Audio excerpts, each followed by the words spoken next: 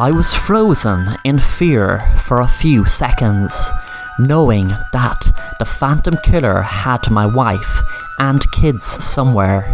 But I knew that I couldn't mess this up now. I had to think fast what to do. I made the fast decision to lie low, knowing Brian's intelligence. He probably knows I'm watching. Fred approached Brian slowly and carefully and asked, "So, is this what you really look like, or is it just another one of your disguises?" Brian replied, "Nah, I just wanted to know what it's like to be a cop, so I decided to be a cop. It was very convenient when I took Mr. Sam Waters' wife and kids to a safe house." Fred held up his hands. "I'm not armed and I'm not wired, so why don't we just get this podcast over with?" Brian looked suspiciously at Fred. Now, Freddy boy, what's the big rush? Don't you remember I said they were my rules?" Fred was about to reply when Brian pulled out a gun and faced it right at him. Fred screamed, but didn't want to let Brian know there were cops watching, or he would definitely pull the trigger. Brian pulled the gun back and started laughing at Fred. Brian said in a mocking way, "Geez, Freddy boy, you sure are uptight. How am I meant to get you to interview me if I blow your head off?" I was watching this all unfold, knowing that I had to do something. I knew that Brian was one of the most intelligent killers in America, and he would have definitely thought it through, me running out to him right now, so I stayed behind the tree. Brian said, "Let's go into the warehouse, shall we?" Fred said, "Sure, but I need to get my mic and stuff out of the car." Brian gave him a suspicious look again and said, "Well, it looks like I better help you then." Fred got his recording equipment out of his car and they both walked into the warehouse. Sam knew he had to make a move now and also knew he had to get Brian alive, or he might never find out where his kids and wife are. He slowly went into the warehouse.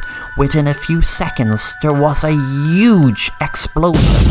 The whole building was rigged with C4 explosives, and it went up in a matter of seconds. The fire was dancing high in the air as the whole building was burning intensely. The cops all came out of their hiding places and knew that Sam, Brian, and Fred were undoubtedly burned alive. The local sheriff said, "Son of a bitch, he wanted to kill himself and kill his biggest hunter." The cops had to stand back from the building and wait for the firefighters to arrive, knowing no one could have survived that explosion, let alone being in that fire. The smoke alone would kill anyone. Later that night, the local sheriff held a press conference.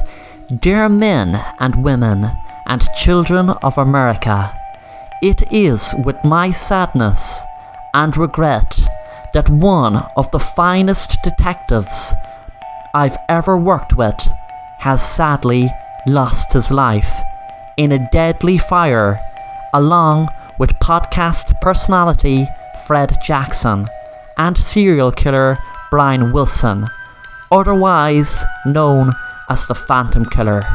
It is with regret that I can also inform you, just minutes before the killer killed himself in a rigged explosion to end his life and the others, he had confessed to taking the identity of a police officer and took Sam Waters' wife and children, which meant even though we had him in clear target to shoot, we couldn't afford to kill him, or we might never find out where he has Mr. Waters' wife and kids. We will work tirelessly to find out exactly where they are and keep you updated.